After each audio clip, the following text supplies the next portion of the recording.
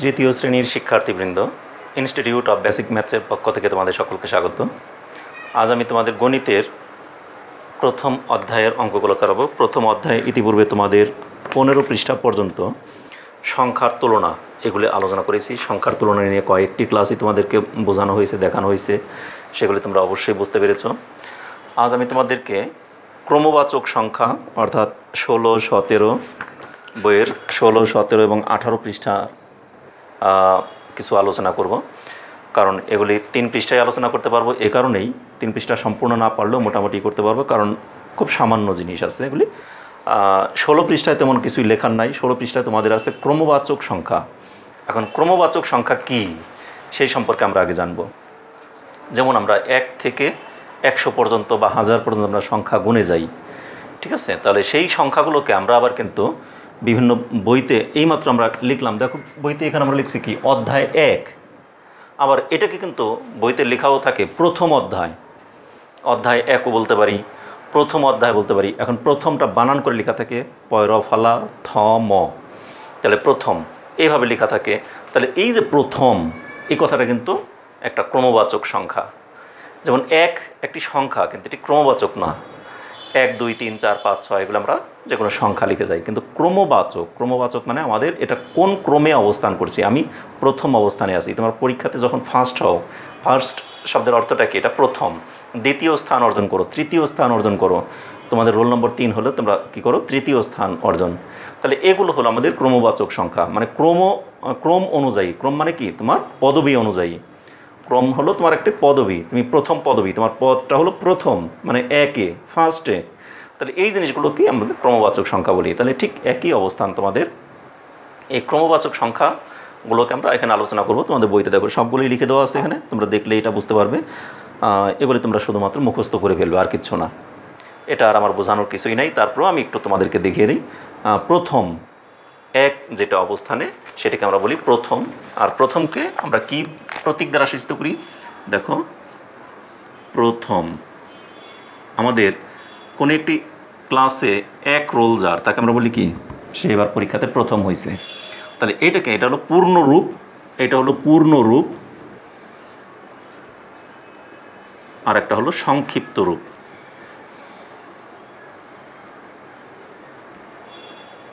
সংক্ষিপ্ত রূপটা কি আর পূর্ণ রূপ হলো? যেমন প্রথম, দ্বিতীয়, তৃতীয়, চতুর্থ, পঞ্চম, ষষ্ঠ, সপ্তম, এভাবে আমাদের আরও আছে। ঠিক এইগুলোকে আমরা সংক্ষিপ্ততে হলো লিখি 1 ম, অর্থাৎ প্রত্যেকটার লাস্টে কি অক্ষরটা আছে? ম। এই মটাকে দিয়ে লিখি। আর এটা 2 অন্তস্থ, অর্থাৎ দ্বিতীয়। আর এটা 3 অন্ত্যস্ত। আর এটা 4 থয় রেপ। এটা 5 ম। এটা 6 মূর্ধন্য 6 ঠয়। তারপর 7 ম। অষ্টম কি? 8 ম। নবম লাস্টে ম। দশম লাস্টে ম। তারপরে আছে কি? দেখো, এই দশম পর্যন্ত লাস্টে কিন্তু ম দেওয়া। এরপর আছে একাদশ মানে 11কে আমরা কীভাবে লিখি?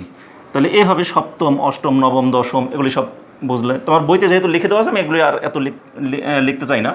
তারপর আমি এগুলিকে সংক্ষিপ্তভাবে বোঝানোর জন্য শুধু বোর্ডে একটু লিখছি। ঠিক একইভাবে দেখো, 11 যেটা 11তম পজিশনে যেটা, সেটাকে আমরা বলি কি?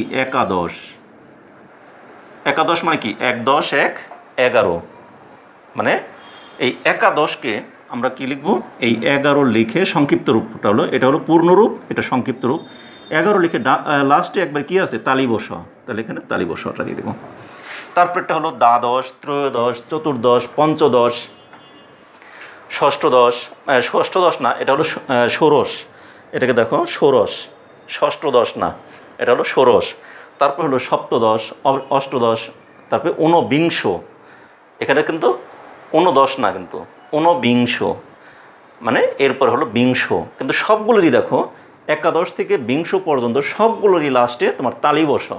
তাহলে সবগুলোরই 11 লিখে তালি বসা, 12 লিখে তালি বসা, তারপর 13 লেখে শ, 14 লেখে শ, এইভাবে তোমাদের বইতে সবগুলো লিখে দেওয়া আছে। এইভাবে এগুলিকে মুখস্থ করে রাখবে, অর্থাৎ এই পূর্ণ রূপ এবং সংক্ষিপ্ত রূপ।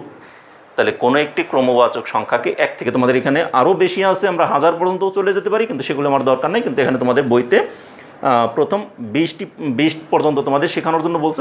দেখো একদম উপরের পৃষ্ঠা লেখা আছে, দ্বিতীয় শ্রেণীতে তোমরা প্রথম 10টি অর্থাৎ 10 পর্যন্ত ক্রমবাচক সংখ্যা পড়েছ। আর এবছর আমরা কি করব, 20 পর্যন্ত পড়বো, এ কথাটা বলে দিছে। অতএব আমরা 20 পর্যন্তই শিখবো, আমাদের যে ক্লাসে যে পর্যন্ত দরকার আমরা সেই পর্যন্তই শিখবো। তাহলে এখানে আমাদের 20 পর্যন্ত শেখার কথা বলছে, আমরা 20 পর্যন্তই শেখা রাখি, অ্যাডভান্স তার দরকার নেই। ঠিক আছে, তাহলে এখানে তোমাদের এখানে যে 20টি দেওয়া আছে, এই 20টি তোমরা মুখস্থ রাখবে। সেটা মুখস্থ রাখি, তোমরা কিন্তু খালি সংক্ষিপ্ত রূপটাকেই মুখস্থ রাখবে না, সেটা তোমরা সংক্ষিপ্ত রূপ এবং পূর্ণ রূপ দুইটি বানানই তোমরা মুখস্থ রাখবে। কেননা পরীক্ষাতে যদি থাকে, মনে করো কতগুলো সংক্ষিপ্ত রূপ দিয়ে দিছে, 5টি এরকম দিয়ে দিল মধ্যে থেকে, যেমন দিল মনে করো তৃতীয়, চতুর্থ, 14 লেখা তালি বসা, তারপর 19 লেখা তালি বসা, এগুলো তোমার দিয়ে দিল 5টি এরকম। তাই সেই 5টিকে বললো তোমাদেরকে ক্রমবাচক সংখ্যার পূর্ণ নাম লিখো। তখন তোমরা তো পূর্ণ নাম মনে করছো যে পূর্ণ নাম দেওয়া থাকবে, আমরা সংক্ষিপ্তটা পরীক্ষায় অ্যান্সার করব। কিন্তু উল্টাটা যদি দেওয়া থাকলো যে সংক্ষিপ্তটাই দেওয়া আছে, তোমাকে পূর্ণটা লিখতে বলো, তাহলে তো তোমরা পারবে না। এই জন্য তোমাকে সবটাই শিখতে হবে। পূর্ণরূপে যে বানানগুলো আছে, প্রত্যেকটি বানান তোমাদের বইতে 16 পৃষ্ঠায় যেটা দেওয়া আছে, প্রত্যেকটি বানান সহ মুখস্থ রাখবে। এবং সংক্ষিপ্ত পদগুলোকেও বা সংক্ষিপ্ত নামগুলোকেও বা সংক্ষিপ্ত রূপকেও তোমরা সুন্দর করে কোনটার পর ম দিতে হয়, কোনটার পর তালিবসা দিতে হয়, কোনটার পর কী দিতে হয়, সেগুলো তোমরা সুন্দর করে মুখস্থ করে রাখবে। তাহলে আমাদের দেখো আমরা এই 16 পৃষ্ঠা মোটামুটি শেষ করে ফেললাম। এরপর আছে আমাদের 17 পৃষ্ঠা। 17 পৃষ্ঠায় কিন্তু তেমন কোনো কিছুই নেই, এটা তোমাদের আর দরকার নেই। এখানে 17 পৃষ্ঠায় একটা জিনিস দিয়ে বুঝাইছে, কোনো একটি পরীক্ষাতে তোমাদের ক্লাসে মনে করো কয়জন, 20 জন স্টুডেন্ট ছিল, 1 2 3 4 5 6 7 8 9 10 11 12 13 14 15 16 17 18 19 20। হ্যাঁ, এখানে 20 জন স্টুডেন্ট আছে। সেই 20 জন স্টুডেন্টের নাম দেওয়া আছে কোনো একটি ক্লাসে, মনে করো তোমাদের ক্লাসেই। সেই 20 জন স্টুডেন্ট যে কোনো একটা পরীক্ষায় গণিতে কে কত পাইলো সেই নাম্বারগুলো এখানে দেওয়া আছে। কী কী দেওয়া আছে? একজনে দেওয়া আছে ঐশী 98, শিমু 96, ইমন 95, তপন 92, এরকম করে 20 জনের 20টা নাম্বার দেওয়া আছে। এখন এই নাম্বারগুলোকে আমাকে বললো যে এগুলোকে ক্রমবাচক সংখ্যায় লিখো। এগুলি কিন্তু তারা সাজিয়ে দিছে, ছোট থেকে বড় ক্রম অনুসারে সাজিয়ে দিছে, আমার আর কষ্ট করতে হয় নাই।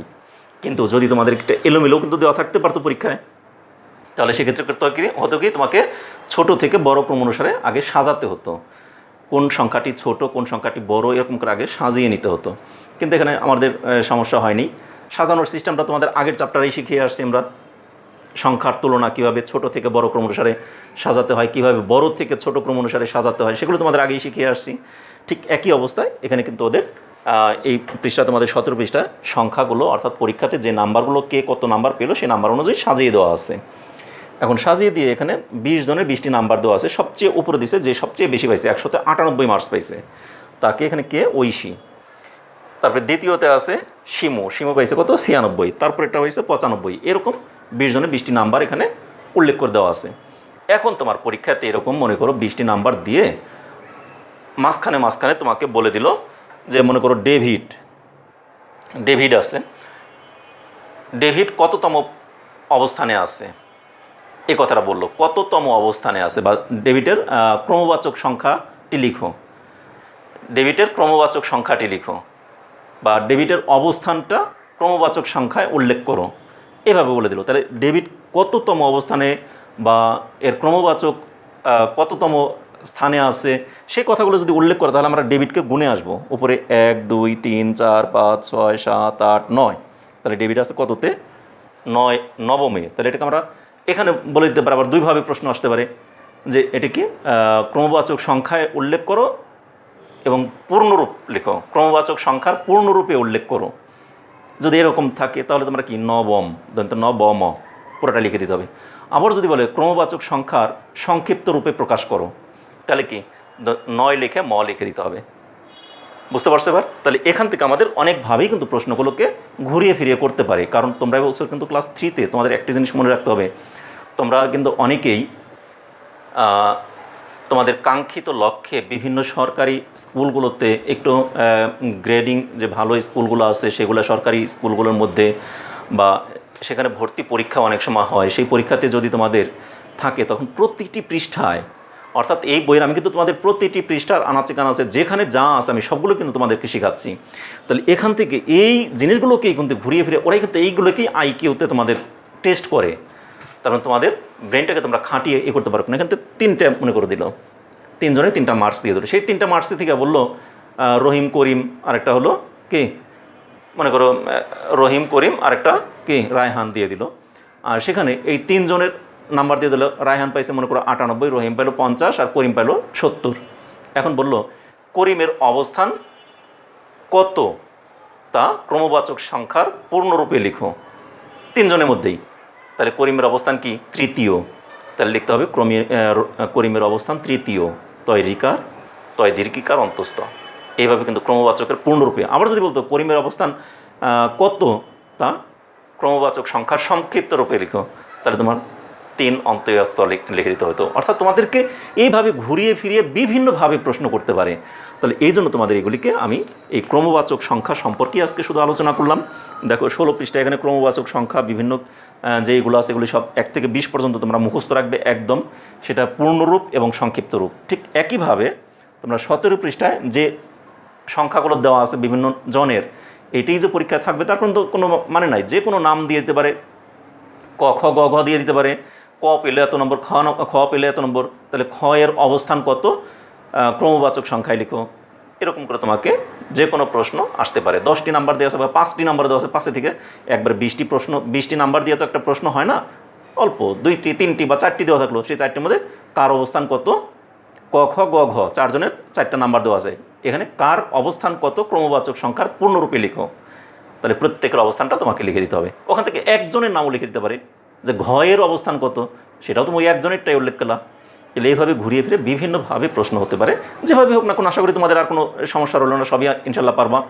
তাহলে তোমাদের আজকে আমি কোনো বোর্ডে লেখালেখি তেমন কিছুই প্রয়োজন পড়লো না। আজকে শুধুমাত্র তোমাদের কিছু মৌলিক আলোচনাগুলো করে গেলাম, অর্থাৎ প্রতিটি পৃষ্ঠার যেখানে যেখানে তোমাদের সমস্যা হতে পারে সব সমস্যাগুলোকে আমি সমাধান করে দেবো বলছি।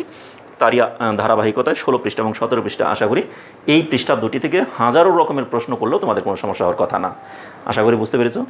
তা ঠিক আছে, আজ এই পর্যন্তই। তোমাদের আগামী ক্লাসে আবার তোমাদের সাথে দেখা হবে পরবর্তী পৃষ্ঠা নিয়ে, অর্থাৎ পরবর্তী পৃষ্ঠা হলো 18 পৃষ্ঠা।